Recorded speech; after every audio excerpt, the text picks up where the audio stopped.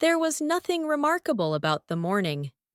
The sky was pale, the kind of pale that doesn't promise anything special. The street looked the same as always. People moved with purpose, as if they already knew where they were going. He stood still for a moment, holding his bag a little tighter than usual, watching them pass. It wasn't that he wanted to stop. He just needed a second to convince himself to keep going. He had learned over time that feeling left behind didn't arrive loudly. It didn't crash into your life. It slipped in quietly, like a thought you didn't invite but couldn't ignore. At first, he didn't even notice it. He told himself he was just tired, that everyone moved at different speeds, that it was fine to take things slow, and maybe all of that was true.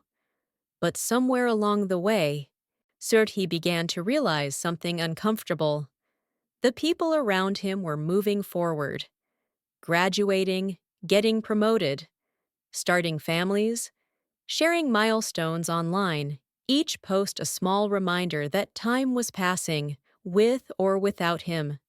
He scrolled through those images at night, lying on his bed, phone glowing softly in the dark. He never felt angry, never jealous in the obvious way, just quiet. Quiet in a way that sat heavy in his chest. He wondered when exactly he had fallen behind. There was no clear moment, no single mistake. It felt more like he had paused for a breath, and the world had kept running. He remembered being younger, when progress felt natural. You followed a path, and as long as you kept walking, you assumed you would arrive somewhere meaningful. But now, the path felt unclear, and arrival felt like something that happened to other people. He still woke up every morning, still showed up, still did what needed to be done. From the outside, his life looked fine, but inside, there was a constant question he didn't know how to answer. Am I too slow? He never asked it out loud, not to friends, not to family. Because how do you explain that nothing is wrong, yet nothing feels right? Sometimes in conversations, he noticed how easily others talked about plans, 5-year goals, clear directions, confidence in their choices. He nodded, smiled, listened, and wondered how they made it sound so simple. When people asked him about his own plans, he kept his answers vague. I'm figuring things out. I'm taking my time. Those answers were true, but they were also shields. So they protected him from questions he wasn't ready to face himself. He often walked home instead of taking the bus, even when he was tired. Walking slowed things down. It gave his thoughts space to wander without demanding conclusions. There was a small park along the way. Nothing special, just a few benches, trees that had seen better years, and a narrow path worn smooth by footsteps. He liked that place. It didn't expect anything from him. Sometimes he sat there and watched the light change through the leaves. Sometimes he did nothing at all. He noticed details others seemed to miss. The way shadows stretched longer before the sun disappeared. The sound of someone laughing in the distance. The quiet rhythm of his own breathing. These moments didn't fix anything. They didn't solve his uncertainty. But they made it easier to stay. There were nights when the feeling of being left behind returned stronger, when he replayed conversations in his head, compared his life to others, measuring progress with invisible rulers. Those nights were heavy, but even then, he didn't stop. He didn't give up. He didn't disappear. He woke up the next morning and continued, not with confidence, not with clarity, just with persistence. And that mattered more than he realized.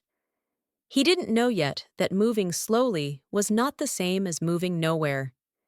He didn't know that staying present, even without certainty, was a form of courage. All he knew was that he was still here, still choosing to show up, still taking steps, even if they felt small, even if no one was watching. And in a world that celebrates speed, that kind of quiet continuation often goes unnoticed. But it exists, breathing, waiting, growing in ways that don't announce themselves.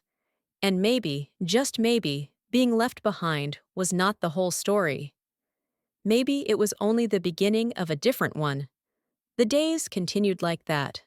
Not dramatically, not painfully, just quietly. He learned that life doesn't always announce its difficult phases. Sometimes it simply becomes repetitive. Mornings that feel the same, evenings that arrive too quickly, weeks that blur together without leaving clear memories behind. People often talked about being busy. He rarely felt busy. He felt suspended, as if he was standing on a platform, watching trains leave, one after another, while his own had not arrived yet. At first, he tried to stay optimistic. See, he told himself that everyone has their own timing, that comparing lives was pointless, that things would eventually make sense.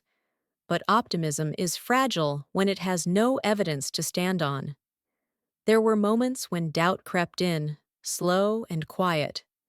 Usually at night, when the world softened, when there was no noise to distract him. He would lie awake, staring at the ceiling, thinking about paths not taken, decisions postponed, opportunities he wasn't sure he had missed or simply never had. He wondered if he had waited too long, if moving carefully had turned into standing still. No one had warned him that patience could sometimes feel like failure. During the day, he performed normalcy well. He answered messages. He smiled at the right moments. He listened when others spoke about their progress. See, he learned how to respond with the correct amount of enthusiasm. Not too much, not too little, enough to avoid questions. Inside, he carried a quiet embarrassment. Not because he had done something wrong, but because he didn't have a story people could easily understand. There was no clear struggle to explain, no dramatic setback, no heroic comeback, just a long stretch of uncertainty. And uncertainty is uncomfortable to share. People like stories with direction, with cause and effect, with visible growth. He had none of that to offer. So he kept his story simple, surface level, safe. Sometimes he wondered if others could sense it, the gap between what he showed and what he felt. But no one ever said anything. Life moved on around him without requiring his explanation. There were afternoons when he sat alone in small cafes, watching people work on their laptops, talk on their phones, plan things with confident gestures. He liked those places because they allowed him to exist without participating. No expectations, no pressure to perform, just presence. He noticed how everyone seemed to be going somewhere, even if it was only an idea, a plan, a next step. He had none that felt solid, and yet he kept returning to the same places, the same routines, the same slow rhythm. Not because it was comfortable, but because it was manageable. Speed overwhelmed him, the constant demand to decide, to optimize, to commit. Slowness gave him room to breathe. Still, there were moments when slowness felt like a flaw. When he scrolled through social media and saw people younger than him achieving things he had once imagined for himself, he didn't feel resentment. He felt tired, tired of measuring himself against timelines that weren't his. He closed the app, put his phone down, stared out the window instead. Outside, the world looked calmer than it felt online. Cars passed. Someone walked their dog. A child laughed loudly, without worrying about tomorrow. Real life moved at a human pace. That comforted him. He started noticing something else too. People who moved fast often looked tense, restless, as if slowing down would force them to face thoughts they were avoiding. He recognized that fear. He lived with it daily. But unlike others, he didn't run from it. He sat with it. Some evenings, he wrote things down. Not goals, not plans, just thoughts, unfinished sentences, questions without answers, observations about how the day felt. Writing didn't solve anything, but it organized the noise in his head. It made uncertainty less chaotic. Through those pages, he realized something quietly important. He wasn't stuck because he was lazy. He wasn't behind because he was incapable. He was careful. Careful in a world that rewards speed. Careful in a culture that celebrates certainty. He didn't want to choose a direction just to prove that he was moving. He wanted the direction to mean something, and meaning takes time. This realization didn't bring relief, but it brought honesty. He stopped forcing himself to pretend he was okay with everything. He allowed himself to admit, at least privately, that he felt lost. Not dramatically, not hopelessly, just lost. And maybe being lost was not a failure. Maybe it was a necessary pause. He began to see his life not as delayed, but as unfolding differently, slower, less visible, less impressive to others, but still unfolding. There were small signs, moments when he handled stress better than before, when he listened more deeply, when he responded instead of reacting. Changes no one praised, but changes he felt. He realized that while he had not moved forward in obvious ways, he had changed internally. He was more patient, more aware, less reactive.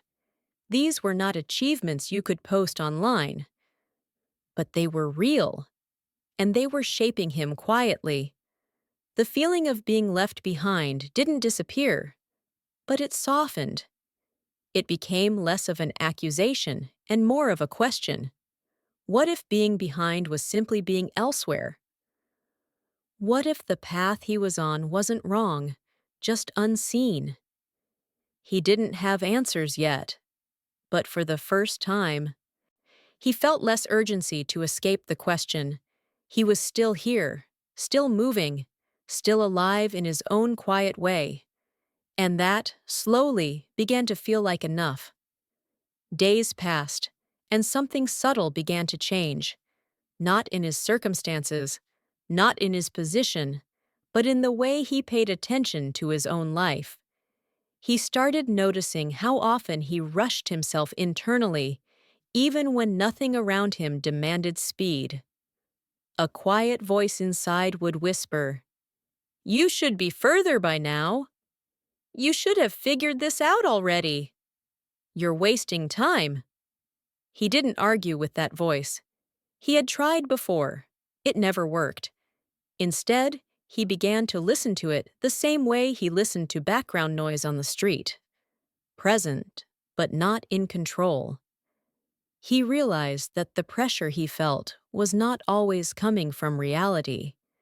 Much of it came from comparison, from imagined timelines, from expectations absorbed over years without ever being questioned. So one afternoon, sitting alone again in the small park, he asked himself something different. What if nothing is actually wrong? The question felt uncomfortable, almost irresponsible.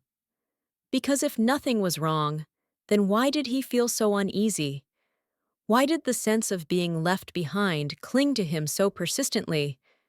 But discomfort didn't mean dishonesty. He let the question sit.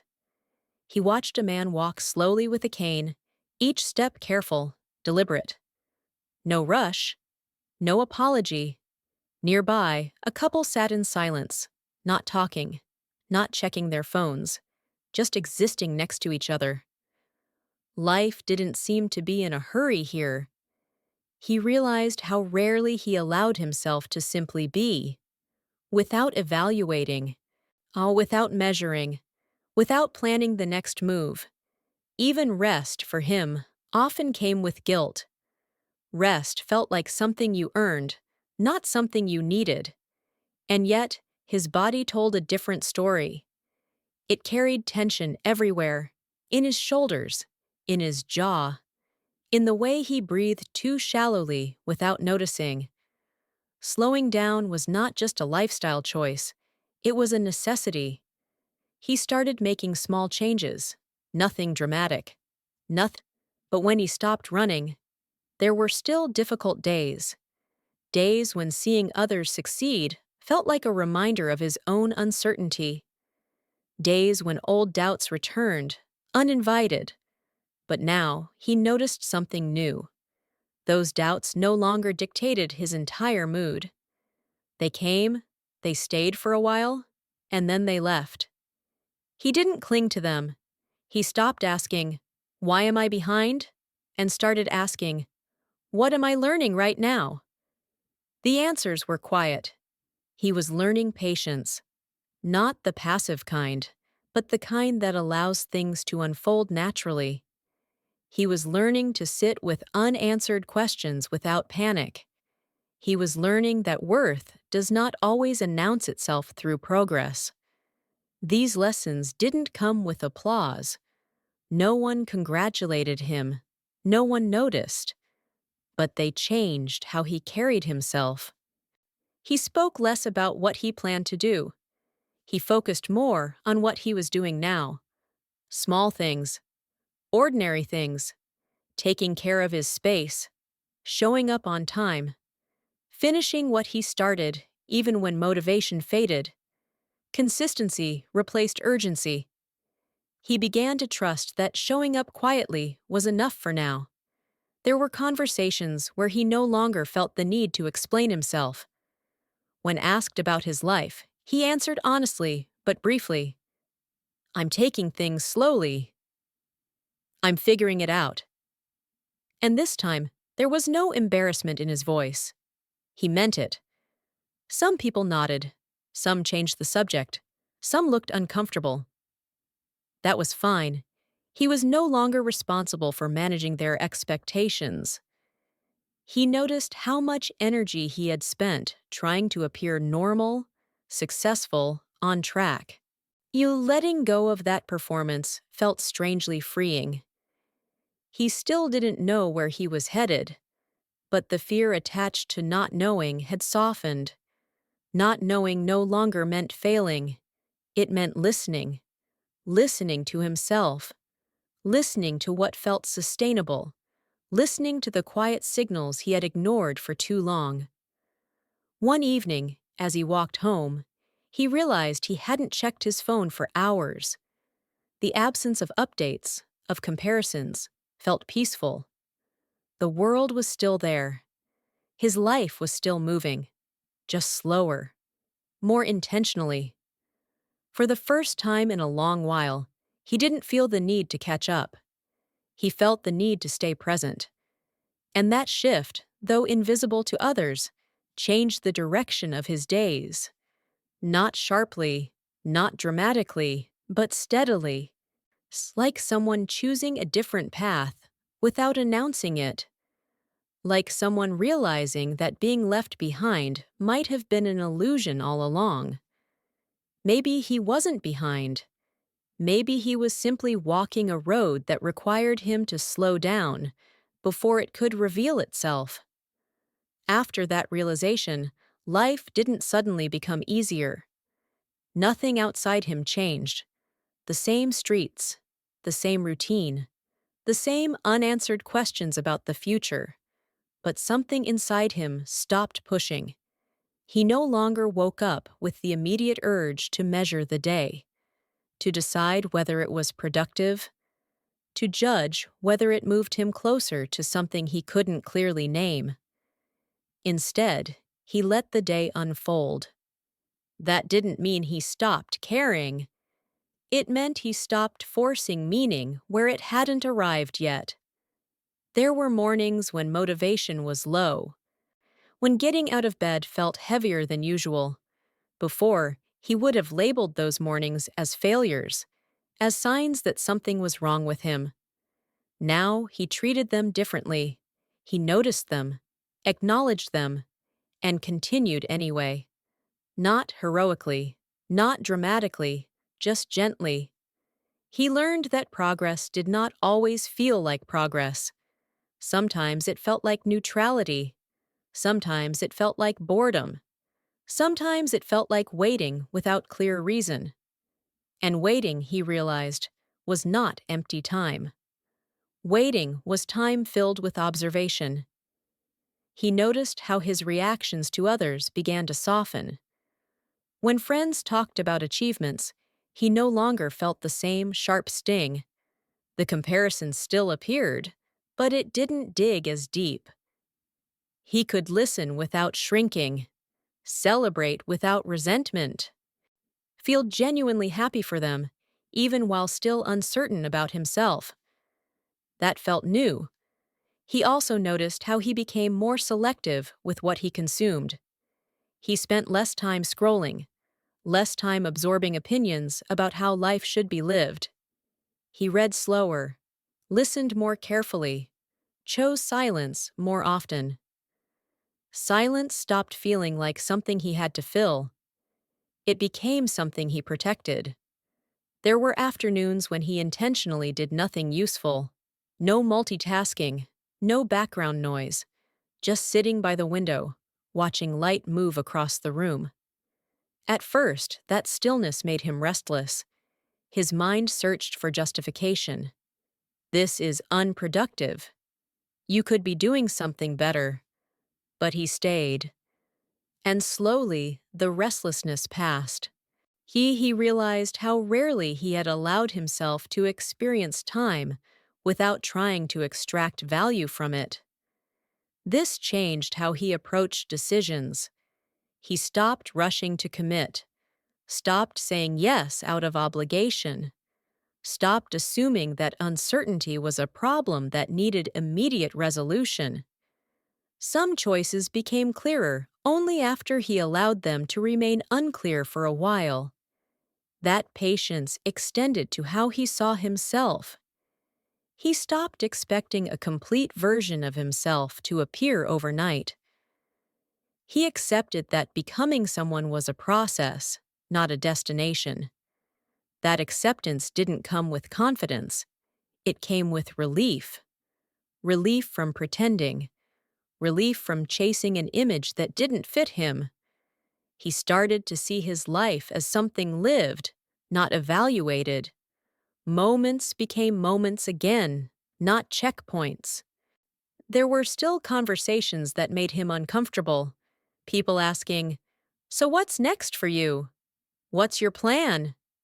He answered honestly, even if the honesty was simple. "I don't know yet. I'm taking my time." Saying those words no longer felt like failure. They felt accurate. And accuracy mattered more than confidence. He noticed that some people didn't know how to respond to that. They filled the silence quickly, offering advice, suggestions, solutions. He listened politely, thanked them, but he didn't absorb everything anymore. He trusted his internal pace more. Being left behind started to feel less like an accusation and more like a misunderstanding. Maybe he hadn't fallen behind. Maybe he had stepped aside from noise, from urgency, from expectations that didn't belong to him. That shift didn't isolate him. It grounded him. He became more present in small interactions, more attentive, less distracted. He listened fully when people spoke, not waiting for his turn, not planning a response, just listening. People noticed that. Some stayed longer in conversations. Some opened up unexpectedly. Some seemed calmer around him. He didn't change intentionally. He simply stopped rushing. And that slowness created space. Space for others. Space for himself. Evenings became quieter. Not empty, but settled. He still had doubts. Still wondered where his life was going. But those questions no longer dominated every thought. They waited patiently in the background, trusting that answers would arrive when he was ready to hear them. He learned that not every chapter needed to be exciting. Some chapters existed to deepen the character, and depth, he was learning, often formed in the background, without witnesses. The feeling of being left behind had not disappeared completely, but it no longer defined him. It was just one feeling among many, passing, informative, not permanent. He realized that he was still moving, not fast, not visibly, but honestly. And that honesty created a quiet confidence, not the kind that announces itself, the kind that simply exists.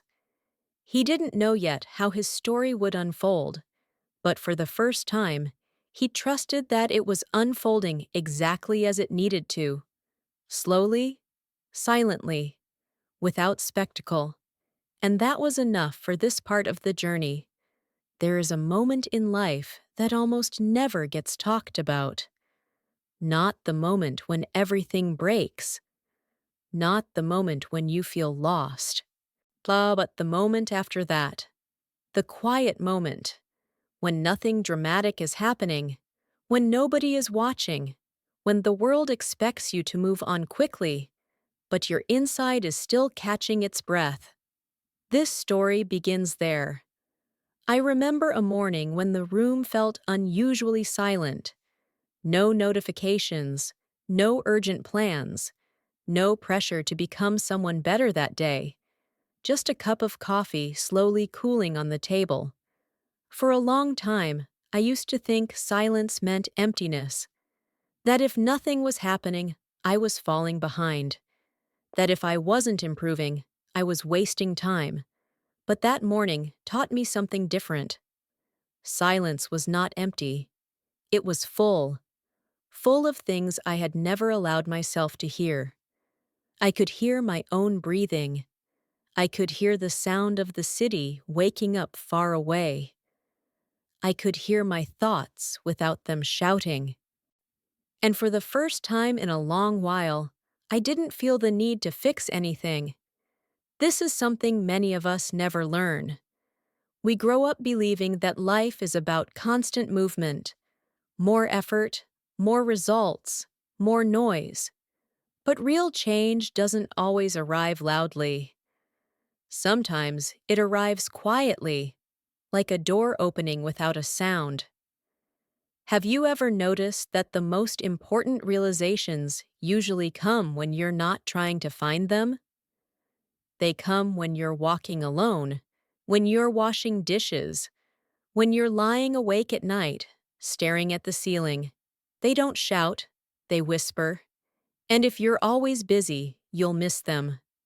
I used to be afraid of slow days, days without progress, days without visible success. But now I understand something simple. Slow days are not empty days. They are days where your mind reorganizes itself, where your heart catches up with your life, where you heal without even realizing it. There was a time when I kept asking myself, what should I do next? Now I ask a different question. What am I feeling right now? That question changes everything, because when you listen to your feelings, you stop running away from yourself. You stop chasing goals that don't belong to you. You stop measuring your worth by speed. You start living at your own pace. And here's something nobody tells you. Living at your own pace doesn't make you weak. It makes you honest. It takes courage to slow down in a world that rewards speed. It takes strength to rest without feeling guilty. It takes confidence to be quiet without explaining yourself. Gentle people are often misunderstood. They are seen as passive, as soft, as unambitious. But gentleness is not the absence of strength. It is strength without violence. Think about the strongest forces in nature. The ocean doesn't rush, yet it shapes continents. The wind doesn't scream, yet it moves mountains over time. The sun doesn't chase, yet everything grows toward it. Gentle power works the same way. It doesn't demand attention. It doesn't need approval. It simply exists. There was a phase in my life when I tried to become louder, more confident on the outside, more impressive in conversations. But the louder I became, the further I drifted from myself. Only when I stopped trying to perform did I start to feel whole again. This doesn't mean you stop growing. It means you grow from the inside. Growth doesn't always look like improvement. Sometimes it looks like acceptance. Accepting that you don't have all the answers. Accepting that you don't need to rush. Accepting that it's okay to rest in between chapters. Life is not a race, it's a rhythm, and every rhythm needs pauses. If you're listening to this right now, maybe you're in a quiet season too. Maybe things are not exciting. Maybe progress feels invisible. Maybe you're wondering if you're doing enough. Let me tell you something gently. You are not behind. You are becoming. Becoming doesn't always feel productive. It often feels confusing, still, slow. But becoming is happening, even when you can't see it. The version of you that rushes is not wiser than the version of you that waits. They are just different stages of the same journey. And this stage, the quiet one, is where clarity is born. So the next time you feel the urge to fill the silence, pause. The next time you feel uncomfortable doing nothing, stay. The next time life slows down, don't fight it. Listen. Because sometimes the most important lessons arrive when nothing seems to be happening. If this story resonated with you, if you enjoy learning English through calm, real-life storytelling like this, please like the video and subscribe to the channel. It helps this quiet space grow, and it allows me to keep creating gentle stories for you. Thank you for listening. Thank you for being here. And I'll see you in the next story.